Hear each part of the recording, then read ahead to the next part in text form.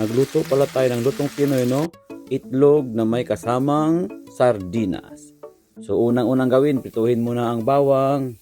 Tapos, pag mainit na, ihanda ang ating mga ingredients na asin, sardinas, bitchin, at saka itlog na may black pepper. So, yun na. Dinagay na yung sardinas, no? Kumukulo-kulo pa yan. Nag-alaan pa yung smoky texture na yun. Sobrang putok at bango. Pagkatapos yan, ilagay na yung itlog. At saka pagkatapos ay lagyan ng konting toyo, Silver Swan mula sa Filipino store. Binili namin yan.